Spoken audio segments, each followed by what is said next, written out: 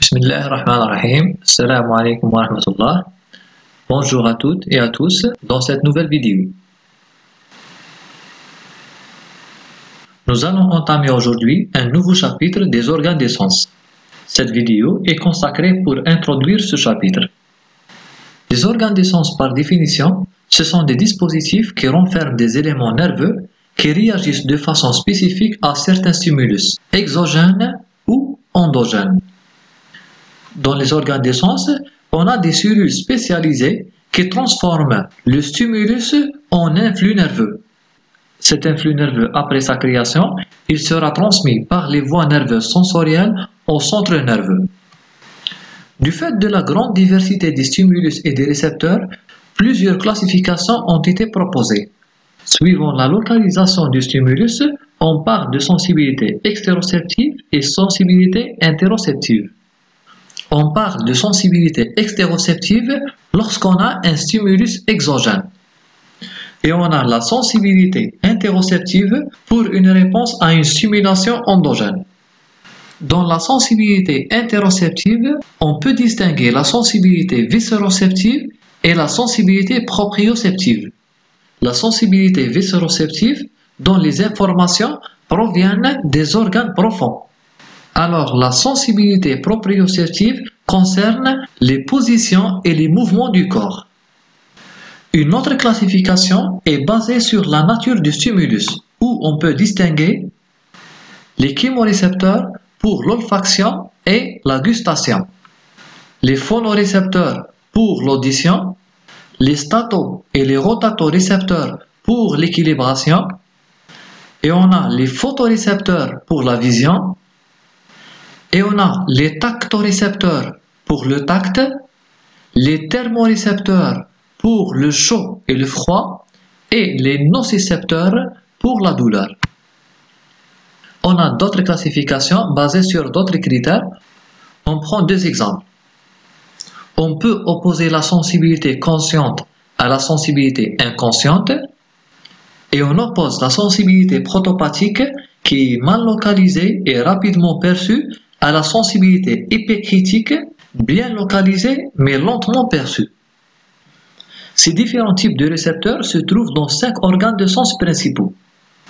On a l'oreille pour l'audition et l'équilibration, les bourgeons du goût dans la langue pour la gustation, la peau pour le toucher, la rétine visuelle dans l'œil pour la vision, et on a la muqueuse olfactive qui constitue l'organe de l'olfaction. La classification qui nous intéresse, c'est la classification histologique qui est basée sur des critères morphologiques.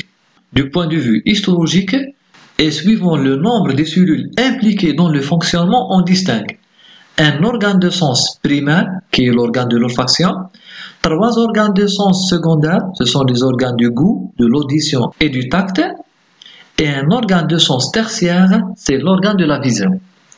Donc, on a un organe de sens primaire, qui est la muqueuse olfactive ou l'organe de l'olfaction. Il est caractérisé par l'organisation la plus simple, par la présence d'une seule cellule nerveuse sensorielle vraie, qui assure le recueil de l'information et son transport jusqu'au système nerveux central, c'est-à-dire vers le bulbe olfactif. Pour les organes de sens secondaires, on a 3 organes. Les bourgeons du goût, ou l'organe de gustation, l'oreille, l'organe de l'audition et de l'équilibration, et la peau, l'organe de toucher. Dans ces 3 organes, l'acquisition et le transport sont effectués par 2 cellules différentes. On a une cellule sensorielle accessoire qui assure le recueil de l'information, alors une autre cellule nerveuse ganglionnaire transporte l'influx nerveux au centre nerveux. L'organe de sens tertiaire, c'est l'organe de la vision ou la rétine visuelle dans l'œil. Dans l'organe de sens tertiaire, le fonctionnement met en jeu 3 neurones. L'un assure le recueil de l'information, un autre assure le transport de l'influx nerveux vers les centres supérieurs, et il existe entre les 2 éléments précédents un élément intermédiaire. Sur la base de ce que nous avons vu auparavant, on peut conclure que la muqueuse olfactive ou l'organe de l'olfaction c'est un organe de sens primaire, chémorécepteur, extérocepteur. Alors, pour le bourgeon du goût ou l'organe de gustation, c'est un organe de sens secondaire, chémorécepteur, extérocepteur. La peau, c'est un organe de sens secondaire, tacto, thermo et nocicepteur, extérocepteur. Alors, pour l'oreille, c'est un organe de l'équilibration secondaire, stato-rotato-récepteur et interocepteur.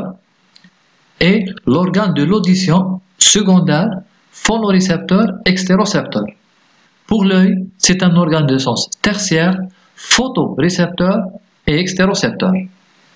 Dans la prochaine vidéo, nous aborderons la structure histologique de la muqueuse olfactive ou l'organe de l'olfaction.